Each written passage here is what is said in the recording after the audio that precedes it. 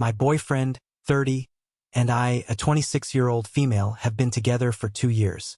He and his ex-girlfriend have a young male grammar school student and a female preschooler. She went to a different state with the kids to be close to her family after their breakup 3 years ago. He only got them when on vacation.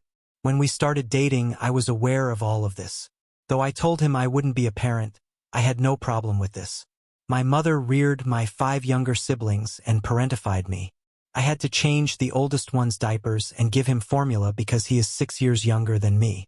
After I moved out at the age of 18, I stopped talking to my family. I'm not sure I could do that again. He didn't want any more children because he was likewise cut off after the last one. He accepted that I was content to be a bonus adult and not wish to be a parent. I had only recently met his children a few months prior, so we were moving slowly. We got along well and went on a trip together. His ex-wife passed away 2 months ago, and that was that. The children were truly devastated. We weren't living together when they moved into his house, but he asked if I could move in to support him temporarily. I stayed since I couldn't say no, but I soon developed new hate for it. I detested the children's tendency to cling and my increased level of responsibility. I tried my hardest, but every day my mental state deteriorated. My partner wasn't even able to assist me because he was also having difficulties. The younger child had a cold and wanted me to treat her the same way her mother would have, so last week was particularly awful. Not only was the soup different, but so was the story and song. I didn't give her the same hug that her mother gave her, among other grievances that were numerous. I understand that she is grieving, but I was also under stress from working from home. My guy should take over, I thought when I saw him. He remarked that now I'm a mother. They needed me more. I became triggered by it. I didn't want to be responsible for her mother's duties once more. I can't do this, I told him. He told me I had to grow up and quit being such a baby. I realized that if I stayed, I would live a life of constant comparison, inadequacy, and motherhood-related stress. Yesterday, I moved in with a friend and departed. My phone is being bombarded by my boyfriend, my ex-boyfriend, who calls me an idiot instead of the fool. Their father needs to take charge. Kids don't need a new mother. That's an ignorant move when combined with your background, which he knew, which is just a giant idiot move and a stupid one at that, since it's a no-brainer. You did more than enough reminding you they needed you because you were mum. He had to look after you or risk losing you. Simply block him, and if someone asks, explain that you had to stand aside since it was difficult for him to be around you and the kids needed their father. Indeed, and he's urging her to take charge. Come on, man. These are your children, not ops. She's not their mother, she's not even his spouse, and she hasn't even been their girlfriend for very long. He was asking a lot of questions already. All the characters in this narrative are going through difficult times, but Opie was very clear that she didn't want to have children. She knew when to stop and how to say it. She had already gone above and above for them. To be honest, he seems to be the type of man who believes that raising children is the role of women. Sir, it's better to go now than later. To be exact, she had hardly ever met the children and they weren't even living together. I saw that was all BS as soon as I read about temporary and helping out. His ex-partner had the children full-time for a reason, and he only saw them during the holidays.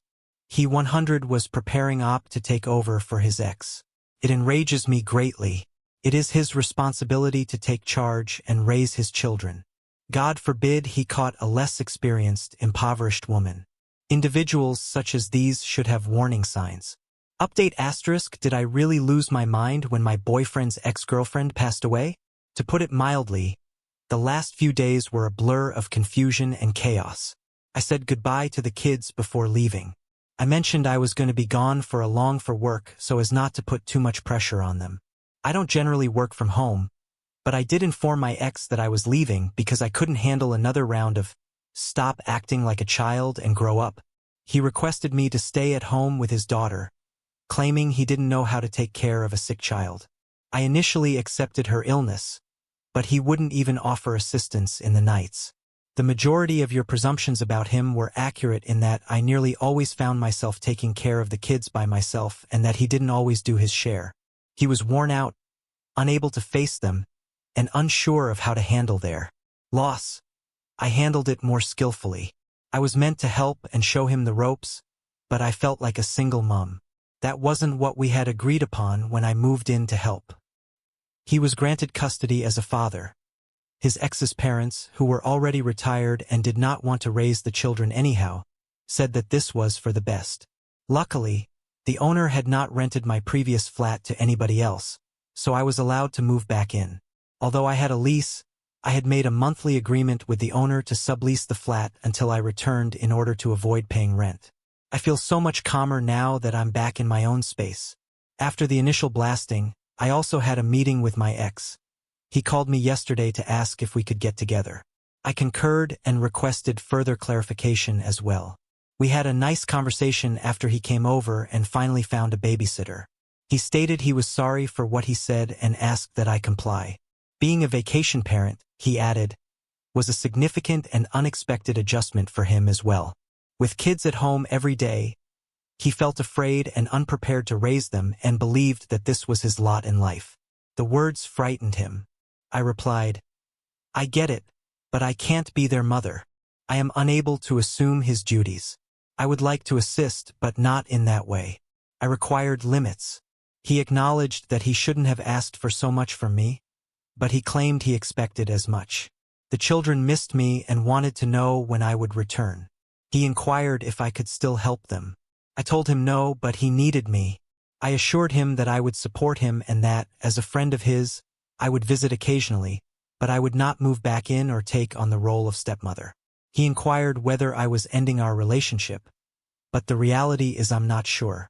I still feel hurt by all he said and did, even though I love him, and I know that this won't last. To him, I said as much. I'm not able to commit to him in a relationship. I promise to stay put and do everything in my power to support and assist, but only as a friend. I suppose that relationship is over between us. This morning, I got to meet the kids. I took some pancakes over there. They wanted to know when I was returning to live with them. I assured them that although I had my own house to maintain, I will make time to see them. They appear to be tolerant of the circumstance, although being astonished. Despite their doubts, they agreed that I would just be Daddy's friend. I was asked to stay his daughter's best friend. Concurred. I suppose that won't be that difficult. Before Dad drove them to daycare and school, she hugged me.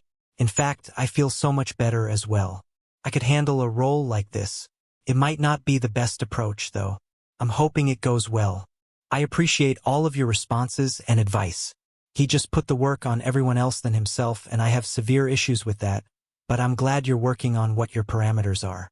Best wishes to you and those children. I'm pleased by how poised and composed you were in handling it. I hope all goes well for you, and I would really think about saying my last goodbyes to all of them, even though it could be difficult. Okay, I apologize for saying all those horrible things to you, but would you be able to watch the kids for me? This guy is terrible. He's exploiting Op's generosity. I detested Harry in particular. He used guilt-tripping and negging to get her to take care of his children. When it was his turn to step up and grow up, stop acting like a child and grow up instead. What a cunning bellend. Not his girlfriend, Opie. He wants his free babysitter and bed warmer back. Never forget that, please. My spouse is 33 years old, and I am 32. We have a preteen boy together and have been married for 8 years. My spouse chose to adopt a vegan diet about 6 years ago. Since receiving the documentary Dominion from a vegan friend, she has declared that she detests non-vegan cuisine and won't touch anything. We had a lengthy talk, and she was satisfied when I decided to become a vegetarian and vegan both within the house and around her. In addition, she declared that our son need to be vegan, a decision I also supported after consulting a dietitian. This arrangement worked well until a few months ago, when I started noticing McDonald's hamburger wrappers and non-vegan chocolates in my son's school bag, which he had been purchasing with chore money. During our talk, my kid revealed that he felt alone and separated from his friends because he was vegan and that their sweets was always better than his. He said that it wasn't fair. I made the decision that I didn't want him to buy games or other entertainment with his pocket money and tossed the vegan food we got him. Though I understand my wife's feelings about non-vegan products, it still didn't make sense. On our way to football practice, I started buying him something he desired. To cut a long tale short, my wife recently learned what has been happening and lost it badly. She labeled me a corrupter of our son and dubbed me an accomplice of animal mistreatment, among other derogatory terms. She isn't talking to me anymore. In a panic, our son told her that he didn't know the snacks weren't vegan and that I had bought them for him. He just doesn't want to get into problems with Mom, and I don't blame him for that. Here, am I the fool? Not the fool now, mind you. In response, I would say that our son is old enough to make his own nutritional choices and pick what he wants to eat. It's our fault if we place him in a position where he feels compelled to keep things from us. I would place a higher priority on your son's wants and well-being if your wife is scaring him about this, or using the same words she's using to make him feel guilty. Such like this can lead to numerous issues. I concur that her choice is an attempt to intimidate everyone. Does she forget most of the creatures that devour her life? She now wants everyone to follow her lead. I'm not sure whose nutritionist they spoke with, but I know a few, and they'll all tell you that a growing youngster cannot obtain nearly enough nutrients from a vegan diet. Football-playing tween boys are practically unattainable. Right now, his diet isn't good for him. Here, everyone is the idiot. You ought not to have lied to your wife, Opie. Would I have taken a comparable action? Most likely. But as a family, you really ought to go down and talk about this. If your son does not want to be a vegan, do not let your wife to bully him into it. Now that he's a tween, he can decide what to eat. He shouldn't have to hide his eating habits from his parents. This is unfair to him. That is extremely unhealthy. Your spouse must also acknowledge that not everyone will agree with her viewpoints. There's nothing Mom can do to stop her son from eating meat if he wants to. It's not a good idea to guilt him into becoming a vegan, either. On September 30th, our 4th anniversary, I, a 26-year-old man, will pop the question to my girlfriend, a 24-year-old. I picked up the ring a few weeks ago, and I've been planning this for about a month. The one I purchased was shockingly inexpensive because it was on sale. I presented my 33-year-old brother the ring and told him about my plans over the weekend. He told me he was also planning to pop the question to his 29-year-old partner. My brother visited my place the following day while my girlfriend was out. In order to pop the question to his girlfriend, he requested if he might borrow my ring. At first, I assumed he was kidding, but it turned out that he was serious about proposing to his girlfriend. He told her he was using my ring as a stand-in and that they would later go get her own ring. He justified this by saying that he didn't want to immediately spend a lot of money in case she declined. I declined because I had never heard of placeholder rings, and the topic of conversation was resumed. He took my ring with him when he left my apartment on Tuesday and used it to pop the question to his girlfriend. It wasn't until his fiancée sent a photo of herself wearing the ring to our family group chat that I realized it was missing while I was preoccupied at work. When I called him to inquire about the ring, he instantly apologized and promised to return it to me.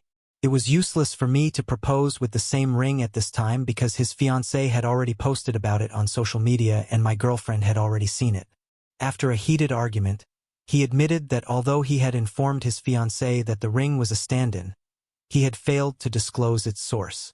The fact that he took the ring behind my back after I told him no infuriated and deceived me more than the fact that it was stolen. Furthermore, I know his fiancée well enough to know that she wouldn't want to find out that I had taken her engagement ring. I then threatened to tell her the truth if my brother didn't get me a new one. After resisting for a few hours, he caved in and consented.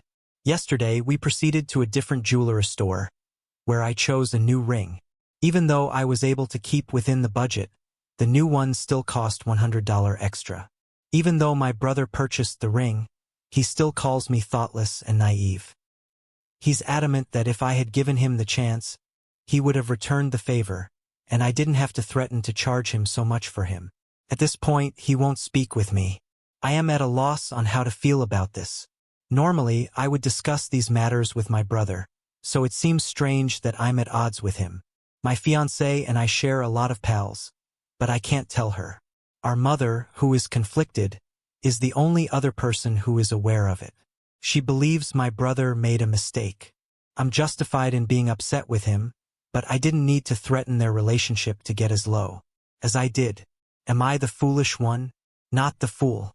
What on earth is the matter with him? This is crazy, he took your ring. Is he the world's worst brother? Or does he have some condition or disability that could explain this? Really, Opie, be ready for potential problems later on with scheduling, conflicts with dates, selections of events, etc. Keep the details of your wedding exclusive between you and your fiancé. Oh my God. This is so much. Since he has already taken the ring, what will prevent him from taking the plans and date for the wedding, the shower, or even the honeymoon? Is he envious? He is all very dubious. He will take your ring and pop the question on the spur of the moment, if you tell him you're planning to pop the question. He seems to be trying to steal your thunder on purpose. This is way up there on the scale of insane behavior devoid of any kind of reasoning. Opie, you're all better off simply admitting how this went down right away, because there's no way that either of your fiancés won't find out precisely what went down. After you pop the question, I hope you intend to tell your girlfriend. I'm a 34-year-old woman, and my spouse is 35. Our marital status is 3 years old. In any case, we had a fight this morning. We share a morning routine of having coffee together before heading to work, so you could say that it's something we've both been accustomed to. We have managed to maintain this habit for years, taking turns preparing the coffee and having a little breakfast. My spouse usually makes my favorite poached eggs with a lot more pomp. We have 2 kinds of teaspoons, one that my husband likes for tea and one that I usually use. Despite the fact that I'm a useless cook and just make coffee, we still have them. The dishwasher, which I had neglected to switch on the previous evening, contained all of the standard teaspoons this morning. Filthy. I gave him the other type and turned it on. He became agitated, but instead of venting his anger on me, he went upstairs without touching his breakfast or coffee. I know how much it means to him, and it's a fairly easy thing to get right, so when I questioned why, he said it made him feel unwanted and that it was kind of a dumb move. So, am I the fool here? Edit. He had some granola he enjoys, even though I didn't make breakfast. Everything done a specific manner, even to the extent of doing it by oneself out of fear that it would be done incorrectly by others. I only do clothes in the cat litter pans because I know that this will probably happen to breakfast as well. I'm not nearly as good at cooking as he is, and I detest cooking. Perhaps it had anything to do with his autism. It's you who is the fool. It has symbolic meaning. You mentioned that he tries to cook you meals you enjoy, like poached eggs, and you make coffee. You don't put in the same kind of effort to learn new things as he does. The spoon represents reciprocation to him. She knows I enjoy the spoon even though she doesn't cook. Since hand-washing the spoon would have been inconvenient for you, you didn't do it so he could use it. He felt as though the breakfast was a begrudging gesture of love. Even if it seems like a spoon is all that's wrong, the lack of effort may be the true problem, with the spoon serving as the final straw. Indeed, this represents the breaking point for the camel. Even though it shows differently, she should work just as hard in the relationship as he does. If cooking isn't your thing, which is okay, I'm not good at it either. Try finding something else you can work hard at. In a similar vein, do you not own a sink and soap? As you say, it's always the simple things that count, particularly if he has autism. He uses a particular spoon according to schedule. Typed, I'm useless in the kitchen and just making coffee. And then, one phrase later, we take turns making the coffee in a light breakfast. Not realizing that last statement wasn't part of the take-turn protocol. Neither you nor men should be permitted to utilize weaponized incompetence. Every time you get to eat your favorite dish. Now it's his turn. He only receives coffee. Since you aren't providing him much to begin with, it makes sense that he will become fixated on the specifics.